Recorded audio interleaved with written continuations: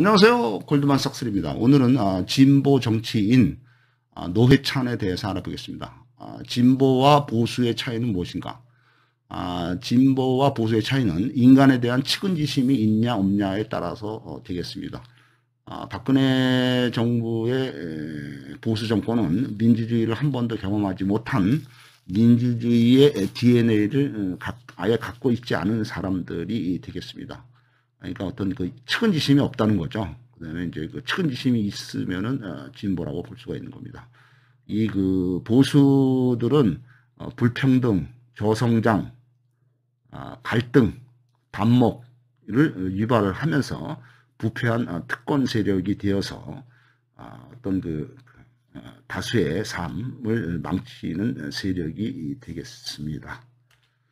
박근혜 정부에서 주장했던 임금 피크제는 연봉이 5천만 원인 늙은 노동자의 월급을 깎아서 연봉이 3천만 원의 청년 내 연봉을 만드는 것입니다.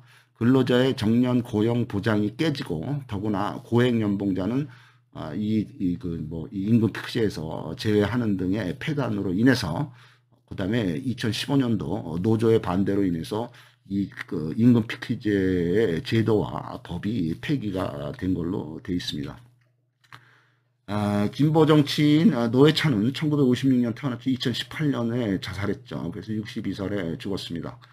경기고등학교하고 고려대학교 정치외교학과 출신이며 1973년 17살 때 경기고등학교 1학년 때 박정희의 유신 독재에 반대를 하는 유인물을 제작 배포하게 된다. 고등학교 1학년 때부터 이제 유인물 배포하고 데모를 한 거죠. 함석헌 씨, 백기환 씨, 선우휘 씨 등의 민주화 운동에 저항적인 지식인들과 만나서 교류를 하게 되겠습니다. 경기고등학교에서 같이 민주화 운동을 한 사람이 그 노회찬과 같이 한 사람이 이제 그 국회의원인 이종골 씨, 정광필 씨 등이 되겠습니다. 1979년 23살 때 고려대학교 정외과에 입학을 하고 1980년도에 그 광주 민주화 사태 때 24살이었는데 광주 민주화 운동을 일어난 걸 보고서 드디어 본격적으로 노동운동을 시작하게 되겠습니다. 1982년에 26살 때 정기 용접 기능사 2급 자격증을 따고서 이제 그 위장 취업을 하죠. 서울, 부천, 인천 이런 데서 용접공으로 위장 취업을 하게 되겠습니다. 고려대 학생인데도 이제 위장 취업을 한 거죠. 이제 그 공장에서 노동운동을 하기 위해서 각종 시위를 주도를 하고 불원 문서를 제포한 혐의로 장기간 수배를 받게 되겠습니다. 1987년에 31살 때 이때 이제 그 60 민주화 운동이 일어나죠. 이때 60 민주화 운동, 우리나라 역사상 가장 최고의 순간, 현대사의 가장 최고의 순간이 이제 1987년 6월 10일 날 60 민주화 운동이 되겠습니다. 이걸로 인해서 그동안에 그 전두환 정권이 갖고 있던 전두환이 이제 4월 달에 그 1980년 4월 달에 이제 호원 선언을 하죠. 이제 헌법을 하겠다 하면서 이제 간접 선거 방식, 그러니까 그 장충체육관에서 일어난 통일주체 국민회의를 통해서 간접 선거로 인해서 이제 대통령이 되는 거, 자기가 대통령 계속 해먹으려고 한 거죠. 근데 이것이 그동안 이제 직접 선거, 국민이 전부 다 투표를 하는 직접 선거로 바뀐 게 1987년 60 항쟁으로 인해서 노태우가 이제 그때 이제 민주화 발표를 하면서 이 60 항쟁, 1987년 60 항쟁으로 인해서 우리나라 그 선거제도가 간접 선거에서 국민이 직접 보면 직접 선거로 바뀌었다. 그러면서 우리나라 민주화가 드디어 시작이 된 거죠. 그래서 1987년 6월 10일이 가장 대한민국 근현대사에서 가장 최고의 빛나는 순간이 되겠고, 가장 최악의 순간이 언제냐면은 1973년 박정희 정권 때 유신헌법을 통해서, 박정희가 유신헌법을 통해서 우리나라의 직접 그동안에 기존에 해왔던 직접 선거를 간접 선거, 통일주체 국민회의 이런 거 통해서 간접 선거로 해서 대통령 계속 해먹겠다 해서 독재를 한 거죠. 그래서 가장 최고의 순간은 1987년 6월 10일 60 항쟁. 가장 최악의 순간은 1973년 유신헌법 박정희 때, 이렇게 우리나라 역사상으로 볼 수 있습니다. 어떻든 이 1987년 60 민주화 항쟁이 일어났을 때 이 노회찬은 31살, 한참 젊은 나이 때 인민노련, 인민노련이라는 데가 이제 그 인천 지역 민주노동자 연맹 이렇게 되어 있습니다. 여기 인천에서 활동을 한 거죠. 여기 중앙위원회 편집위원으로 활동을 시작하면서 노동운동을 본격적으로 하겠습니다. 인민노련에서 이 노동운동을 같이 한 사람이 이제 지금 그 민주당 대표인 그 송영길과 같이 이제 노동운동을 같이 한 걸로 되어 있습니다. 1989년에 이제 33살 때 이때는 이제 노태우 정권 때죠. 그다음에 국가보안법 위반 혐의로 체포돼서 실형을 살게 돼서 감옥에 갇히게 되는 거죠. 1992년도에 36살 때 만기 출소를 하게 되어 있습니다. 이제 그 감옥에서 이제 제대로 이제 그 옥중 생활을 마치고 몇 년 만에 이제 출소한 옥중에서 노회찬과 함께 읽는 조선 왕조실록이라는 책을 발간을 하게 되겠습니다. 그러니까 조선 왕조실록 역사에 대해서 좀 감옥에서 몇 년 있으면서 이제 공부를 하고 책을 쓴 거죠.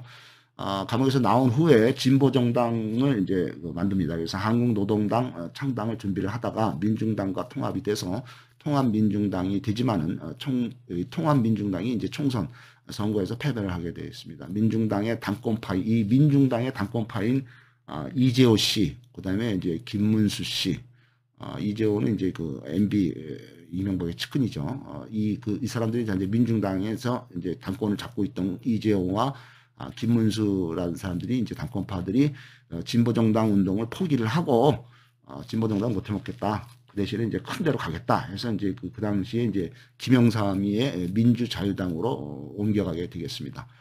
노회찬은 남아서 이제 노동운동을 계속 하는 거죠. 민중당에서. 노회찬은 매일 노동뉴스 발행인을 겸하게 되겠습니다. 11년 동안 노회찬은 진보정당 창당준비위원회 사무총장을 거쳐서 1995년도에 39살 때는 진정추 대표를 하게 되겠습니다. 1997년도 41살 때 국민승리 21이라는 정당을 조직을 하고 정책기획위원장이 되겠습니다. 계속 이제 그 진보정당 운동을 계속 한 거죠. 2000년도에 44살 때는 민주노동당을 창당을 하고 초대 부대표를 하게 되겠습니다.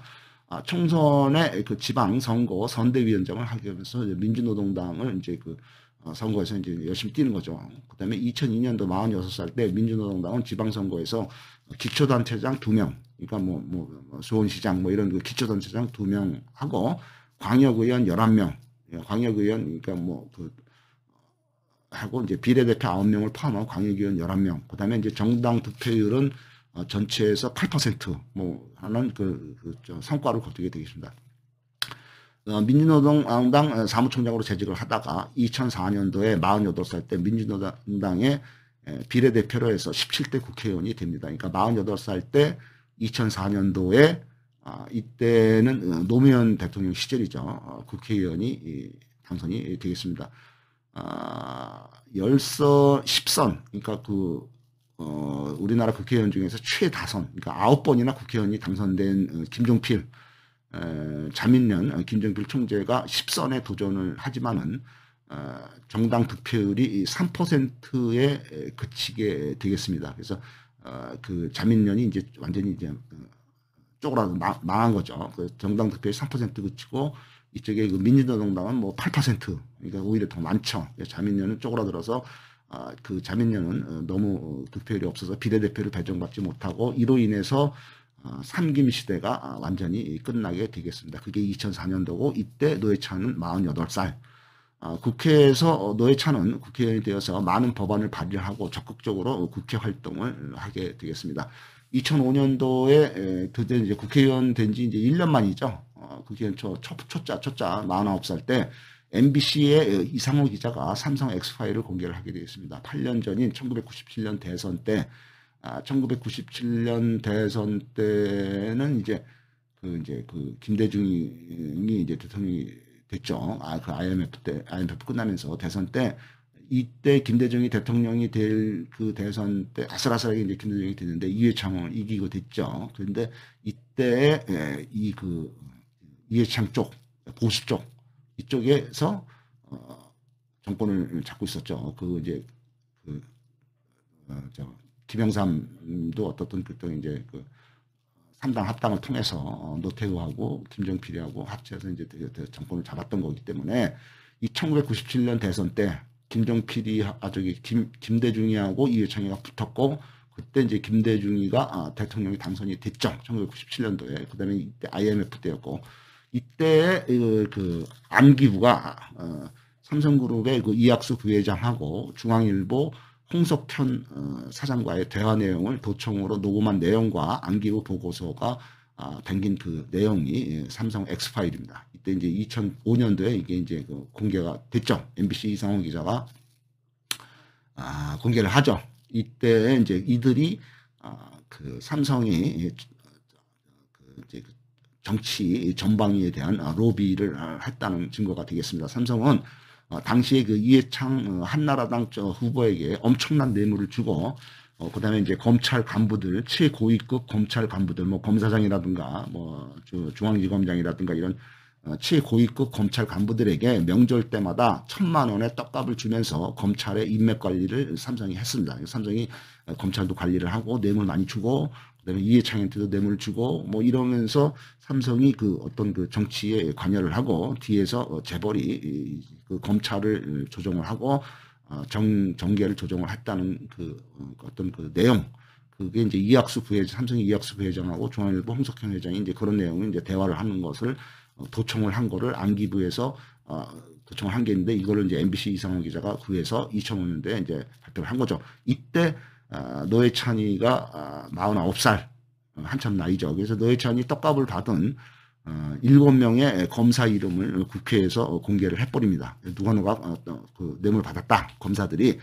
검찰은 불법으로 뇌물 받은 고위 검사들을 처벌하지 않고, 그러니까 이거를 조사를 하는데 검찰들이 옛날부터 지금까지 똑같은 게 자기네들과 그 관계가 자기네들 편은 전혀 조사도 안 하고 뭐 우지무지하고 그다음에 이제 자기의 그 적이라든가 뭐 자기한테 그 해코지한 반대편에 대해서는 엄청나게 탈탈 터는 조사를 하고 검사를 하고 기소하고 자기네 편인 사람들은 뭐 무슨 잘못이 있어도 뭐 유혐의와 조사도 안 하고 대충 넘어가고 뭐 기소도 안 하고 뭐 이렇게 한 게 여태까지 관례입니다. 그러면서 지들의 어떤 네트워크, 기득권층의 어떤 불법적인 네트워크를 강화를 하면서 자신들의 돈과 권력을 강화를 해왔다. 국민을 위해서 일하는 게 아니라 검찰이라는 게 전부 정부에서 그 월급을 받는 사람들인데 정부에서 그 월급을 국민들이 낸 세금으로 월급을 받는 사람인데 국민을 위해서 일하지는 않고 자신들의 그 얄팍한 그 자신들의 조직,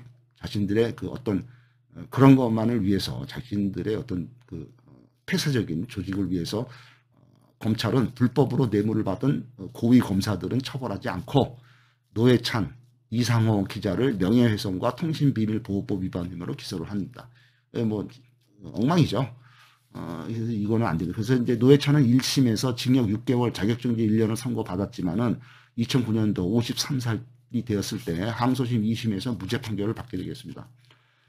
어떻든 2007년도에 51살 때 민주노동당 대선 후보로 그 대선에 경선에 참여를 하지만은 이 민주노동당 내에서 오히려 권영길한테 지고 3% 지지로 해서 이 권영길이가 이제 후보가 되지만은 이제 대선에서는 이제 권영길이가 3%밖에 못 받아가지고 이 그 민주노동당이 이제 대선에서 참패를 하는 게 2007년도 대선이 되겠습니다. 2007년도 대선이 이제 그 김대중, 이해창 붙었을 때인데 이제 권영길이도 나와서 3%밖에 못 받았다는 얘기죠. 2008년도 52살 때 민주노동당을 탈당을 하고 심상정하고 같이 이제 권영길한테 밀린 거죠. 그다음에 이제 진보신당을 창당하고 공동대표가 되겠습니다. 2011년도 55살 때 3당 합당으로 통합진보당이 설립이 되고 이때 통합진보당의 당 대변인을 맡게 되겠습니다.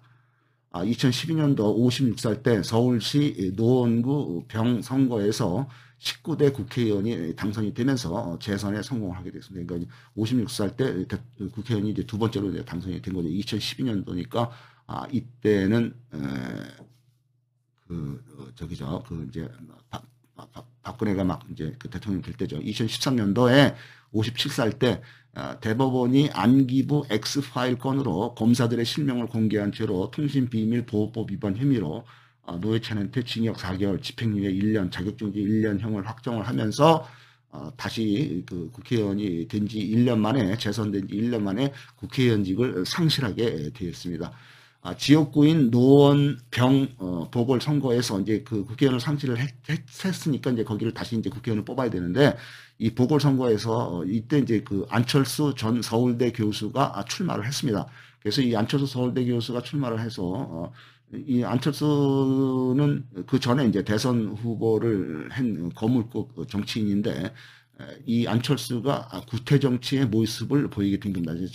저 노회찬한테 전화를 하면서 구태 정치 내가 뭐 어떻게 좀 해보겠다, 뭐 이쪽에 좀 도와달라, 뭐 이런 식이다. 그래서 이것은 대선 후보를 한 그 거물급 정치인인 안철수가 2013년도에 노원병 보궐선거의 모습을 나타내면서 구태 정치를 모습을 보인 것은 삼성 같은 대기업이 동네에 빵집을 내는 것 같다고 비난을 받게 되었습니다. 가난한 집 가장이 밖에 나가서 돈을 벌어오지는 않고 집안 식구들 먹는 것을 뺏는 것과 같다. 이런 그 구태의 모습을 2013년도에 이미 안철수가 보여준 걸로 그 노회찬이 기록이 되어 있습니다.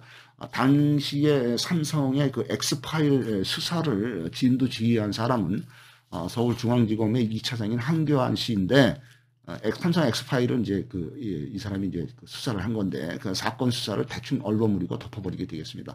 떡값을 주고받은 삼성과 검사들은 모두 무죄 처리를 하고 기소를 하지 않습니다. 이 황교안이가 이제 그 중앙지검 차장인데 그다음에 이상호 기자와 노회찬 의원은 통신비밀보호법 위반 혐의로 유죄 판결로 하고 불구속 기소를 하게 됩니다. 황교안은 나중에 박근혜 정부의 법무부 장관하고 국무총리 및 대통령 대행까지 하면서도 잘 나가게 되겠습니다. 기득권 측은 지들끼리 서로 감싸주면서 잘 나가고 조금 힘없는 사람들은 완전히 뭉개버리고 완전히 짓발라버리고 하나하나 까발리고 이런 게 우리 사회의 기득권과 사회가 되겠습니다. 노회찬은 졸지에 국회의원직을 상실을 하게 되겠습니다. 검찰개혁은 반드시 행해져야만 합니다. 검찰이든 판사든 판사든 기득권과 자신의 이익만을 챙기는 나쁜 사람들만 버글버글한 세상이 지금입니다. 최근에도 검찰이 자신과 관련된 사건을 위험에 덮어버리고 남과 관련된 수사는 창피할 정도로 철저히 두드려 때리는 작태를 부리고 있는 것이 현재의 상황입니다. 그래서 이 검찰들이 그렇게 될 수밖에 없는 것은 나는 잘났다. 나는 어렵게 사법고시가 붙었으니까 나는 당연히 무한한 권리를 누려야 된다고 뻔뻔스럽게 한치의 양심의 가책도 없이 살고 있습니다. 이들은 공익을 위해서 하는 게 아니라 자신의 사익을 위해서 사는 것이 이 기득권층 특히 검찰이 되겠습니다.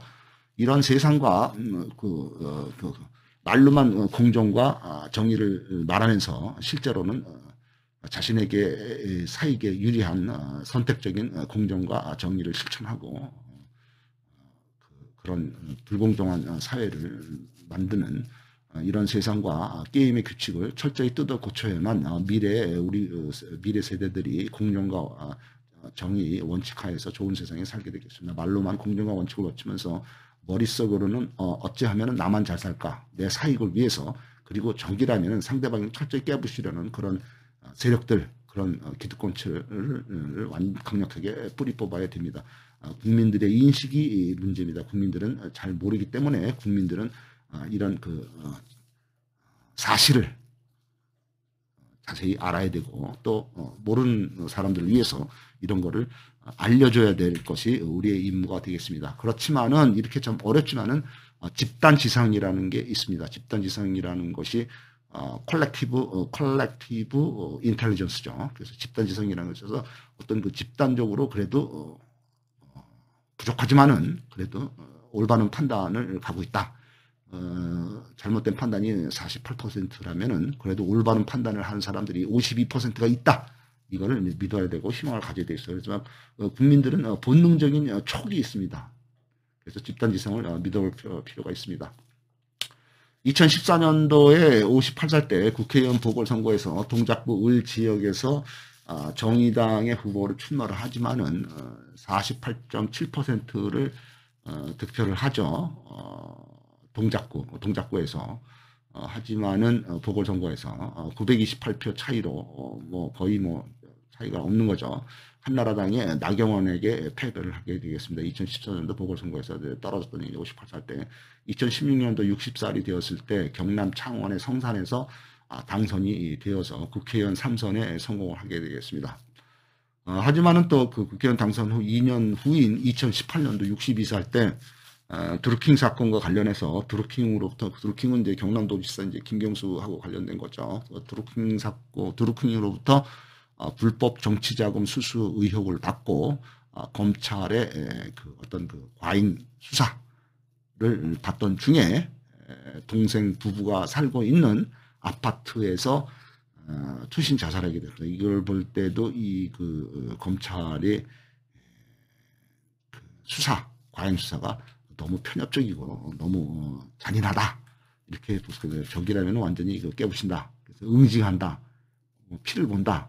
이게 그 권력지향적 사람들의 특징이 되겠습니다. 그러니까 권력 그 인본주의적 사람들, 그러니까 인간성, 불쌍한 사람들, 가난한 사람들, 이런 사람들을 위해서 일을 하는 사람들하고는 달리 권력지향적, 무슨 일이 있더라도 나의 그 사익을 추구하는, 나의 돈과 권력, 명예를 추구하는 이 권력지향적 사람들은 자기가 원하는 것을 얻기 위해서는 상대방한테 아부를 하고 충성을 하게 됩니다. 그래서 아부하고 충성하니까 뭐 자기 위에 대통령한테 충성을 맹세를 하든 아니면 자기 대통령 당선을 위해서 국민들에게 아부를 하든 충성을 하든 자기가 얻고 싶은 걸 얻을 때까지는 충성과 아부를 하다가 그거를 얻게 되면은 그 자기가 충성하고 아부하던 그 상대방을 배신을 합니다. 그래서 뭐 대통령을 배신을 하든 국민들을 배신을 하든 배신을 하고. 근데 이 배신을 한 이후에 그 상대방이 그냥 가만히 조용히 있으면 그냥 넘어가지만은 상대방이 이에 분명히 반발을 하죠. 반발을 하거나 대응을 하게 되면은 이 반발을 하거나 자신한테 대응하거나 반발하는 사람들은 철저하게 응징을 하죠. 완전히 깨부시는 거죠. 그래서 이런 사람들이 상당히 위험하고 조심해야 된다. 그래서 이 사회가 보다 좋은 사람들이 많아서 좋은 사회를 만들고 서로 그 평화롭고 공정하고 정의가 실현되는 사회가 돼야 되는데 말로만 하고 실제적으로는 자신의 사익을 위해서 각종 거짓말, 순전히 이제 거짓말로 점철을 하는 거죠. 그다음에 이제 그 목적을 이룬 다음에는 이제 가차없이 상대방을 응징을 하고 그 위에서 자신의 돈과 권력, 명예 이런 거를 얻으면서 이 세상을 지나고 나면은 다 하나의 아무 쓸모없는 하나의 그 바람이고 세상 사는 게 하나의 바람이고 먼지고 모래고 하나의 그런 것밖에 안 되는데 그런 것도 모르고 끝없이 돈과 권력과 명예를 추구를 하다가 뭐 죽으면은 다 불태워져서 뭐 없어지는 거 아닙니까? 근데 이제 그런 걸 모르고 어리석게 살면서 어리석게 사는 건 좋아요. 자기 혼자 어리석게 살든 말든 그지 마음대로인데 그런 과정에서 주변에 있는 수많은 사람들한테 피해를 주고 그들의 피눈물을 흘리게 만들고 억울하게 몇 년간 옥살이를 하게 만들고 그리고 나서 나중에 뭐 따지면은 그건 난 모르겠다. 잘 모른다. 거짓말을 일관하고 그러냐. 뭐 이런 식으로 넘어가고 아무런 양심의 가책이 없고 상대방에 대해서 아무런 공감 능력이죠. 공감이 이제 심파티인데 심파티가 상대방에 대한 공감이라든가 배려가 전혀 없는 사람들이 이 사회에서 너무 기득권층에 많기 때문에 이런 세력들을 없애기 위해서 뭔가 올바른 그 문화 그다음에 그런 쪽으로 안 가도록 법과 제도를 정비해야 될 필요가 있게 되겠습니다. 감사합니다.